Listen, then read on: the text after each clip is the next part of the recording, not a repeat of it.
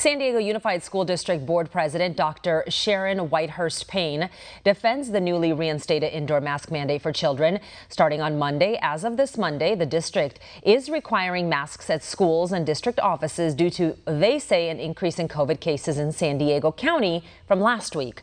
Whitehurst-Payne spoke with a local news station about the options kids have. Listen to this. For those students and parents who don't want to wear a mask indoors in school, are there any other options for them? For the fall, there are some options. They can go to our school that's online. They can opt not to return to the regular school, but to go to the school where they don't have to go to school at all other than via Zoom. The board president claims she has seen many children continue to wear masks, while activists claim the opposite, and they continue to advocate for mask choice. Well, as San Diego Unified School District is already mandating masks for kids indoors, Los Angeles may be headed for an indoor mask mandate as early as July 29th. This despite doctors saying those in charge are not following the science. During the height of the pandemic, California had one of the strictest lockdowns in the nation, and one man decided he could no longer sit back and let the government control his life. Look at this video from a year ago. Though I'd like to address Ms. Wilma Wooten and that propaganda that you were sharing. This is not factual. We've actually, being that we are not Cuba yet or North Korea, we still have access to the internet. And it's beautiful because your department has done a fantastic job of documenting the deaths in this county. So what I've done is taken that information which you provided to ensure that I'm an informed citizen and I know when you're lying. So here we go. And I want to bring in Shaun Frederickson, who ever since that day has been holding leaders accountable. Shaun lives in San Diego and he joins us now. Thanks so much for being here. Absolutely. Thanks for having me on. Shaun, when did you decide enough is enough? Oh, well, I think it was March 2020 when the initial state of emergency was declared. I mean, realizing that this is unconstitutional, this is against a free republic. I realized it within myself, but then speaking at the Board of Supervisors, that was something that I was sitting in the stands and I heard the lies coming from the leaders that we've elected. And I realized, you know, I can no longer be silent. I can no longer choose comfort. Like, it's time for me to stop being comfortable and choose to do something that's necessary. And ever since then, you have been speaking out, because initially it started with just 2 weeks. Just 2 weeks, we'll get back to normal. And that never happened. You know, the fight is not over. California lawmakers still trying to push through bills like SB 866. They would allow teens, we're talking about 15-year-olds, to make their own decisions about their health. You're a father, I'm a mother. I'm sorry, but what do 15-year-olds know?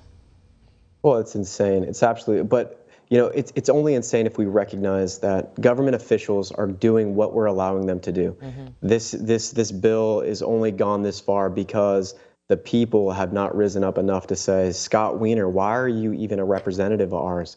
Like Buffy Wicks, why is she a representative of ours? Why is Nancy Pelosi still a representative of ours? I don't think that we have cared enough to recognize that we are mirroring the representatives. I think the bill's absolutely insane. It started at 12. Yeah. Remember, this bill was created for 12 years and older, but people started to rise up, but still they're able to pass it at 15 to the point where they're at today.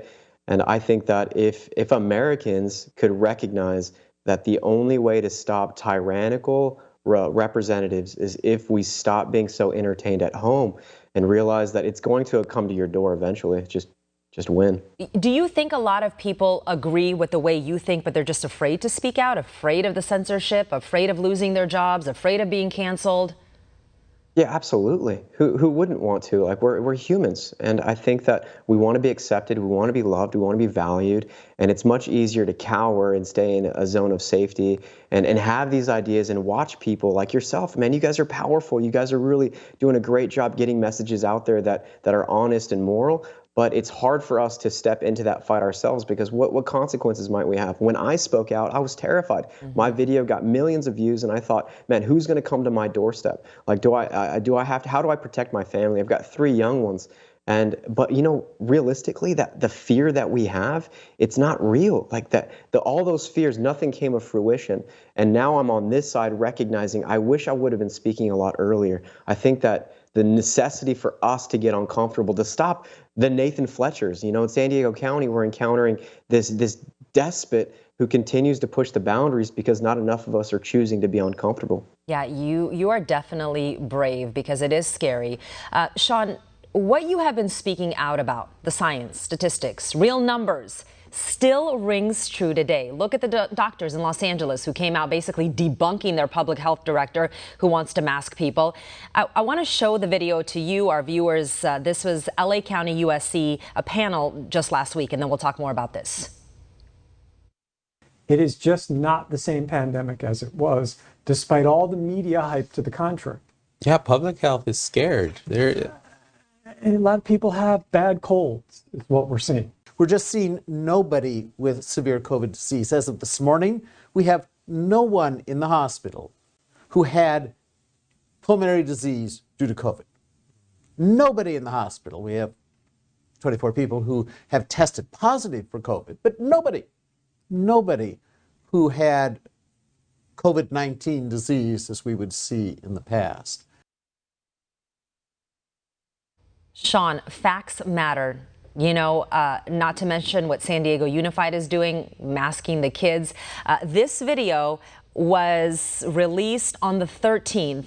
I ended up getting a wind of it. I posted it to social media. It actually took off with other people, you know, taking a look at it, and then it made it to mainstream media. They can no longer ignore this when you have these professionals coming out and saying, hey, the public health director, you have some explaining to do. Yeah, absolutely. But then will they actually address it is the thing.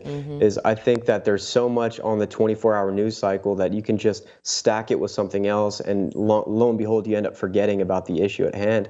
And being that so many of us are ignorant of that responsibility that we carry to hold these individuals accountable, we end up kind of just cowering and submitting rather than pushing in. And I hope that more people will see this and see, like, these mask mandates that they're attempting to put on us, they're not justified. There's no evidence. We've had 163 deaths in the past 2 months in the county of San Diego, 3.3 million people, and of those, 58% of them have been vaccinated. And of that, realize that 163 deaths is coming from 83,595 cases, which makes the death rate 0.0019%. This fear that they're putting in is perfectly timed for a general election. And if they want to be able to do what they did in 2020, they'll be able to do it. They have 16 weeks to ramp this up, whether they use the climate or whether they're using masks. Fear is fear, and we need Christians, we need moral men and women to recognize we can no longer fall under this spell of fear. We have to rise up and recognize we have a responsibility. Like, we can't submit to the so-called experts. Let's do the reading ourselves. Let's read the studies. Let's read history. You know, Frederick Bastiat or Thomas Jefferson. Let's get into some of these really meaty truths to understand where our liberty comes from and protect it. I think that's what a lot of people are doing. You know, in San Diego, the district officials saying, we heard it right here, if you don't like the masks, take a Zoom class. I'm sorry. Wait a minute, these are our tax dollars. How about they stay in class? That's insane. There's already been a judge that's ruled against that because you're actually getting moved into a different class where you're missing curriculum. So that's not constitutional. It's not protected via the courts. But just the fact that they're willing to do that, it's segregation in 2020 or 2022 all over again. And we can't submit to that. We know it's crazy. Now it's time to voice our opinion. Yeah, although they justify it by saying, you know, it's because of COVID. How has mainstream media treated you? You know, realistically, the way that media operates is either they're going to vilify you or they're going to ignore you. And so what they do is they vilify the whole movement. Here locally in San Diego, they vilify us. They say we're conspiracy theorists or right-wing crazies. You know, we hate gays, we hate black people. That way our ideas aren't heard. And it's such a great strategy where those that we need an audience with will not even entertain our ideas. Either that or they just attack us personally. They'll say that you are this or you are that. Our ideas are ignored. You know, it's really unfortunate.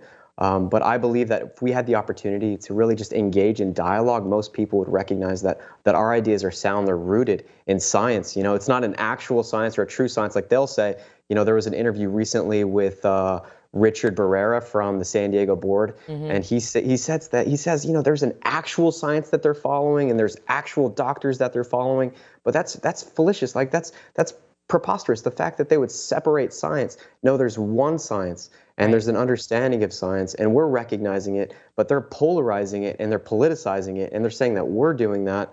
And it's gaslighting. I mean, it really is what it is. And so we just have to be more courageous, Right. be okay with being canceled. Yeah, if you're okay with that. I'm familiar with mainstream media, especially in the San Diego area. And when people like yourself were coming out and talking, there would be one person who would be super emotional or say something, and that is the sound that they would use to, am I right? Am I right to say that? These are the crazies. Absolutely. Yeah, we had scientists, we have Yes. doctors, we have attorneys, we have so many people that would come in, hundreds of people, and they'll take the one sound bite and they'll say, well, they're obviously all psychos, therefore we're going to do what the people want. But let's look at San Diego Unified School District. They recently passed a vaccine mandate for the school district. And it's being challenged, but the fact that they passed it in the first place is fascinating because there were thousands of people that were on their lawn in opposition to the vaccine mandate. I think it was back in March, but they passed it anyway. And there were, I think, maybe 30 or 40 people that supported the mandate. So when they claim they're doing what their parents want, it's an absolute lie. But being that they have a one-sided opportunity to share the information, their lies plant in the seeds of the population because it's not an actual discussion. They won't share ideas and allow those ideas to be discussed back and forth. It's a one-sided narrative, and we have to be more bold in sharing the other side and not be afraid of being vilified. Yeah, you have, a handful of people making the decision for millions. People, there's, write-ups, articles that have been released lately talking about people don't trusting the health agencies even more so now. And with a vaccine being approved for little children, parents are not rushing out to get them. So they're making decisions, they're educating themselves, like you were saying. Educating ourselves is what's important. Yes. Well, why would they get a vaccine when there are only 72 deaths in the entire state of California in the last 2.5 years for children 17 and under? Like that doesn't make sense, and there's more risk than there would be reward. And the statistics and the data doesn't show that any parent, especially, dude, I'm not getting my kids vaccinated. Are you crazy? Come on, I'm protecting On the my record kids. here, Shaun Frederickson, keep fighting the good fight. Thank you so much, because we can continue this conversation. There's so much to talk about. Shaun, thank you. Of course. Thanks for having me on. Appreciate you guys.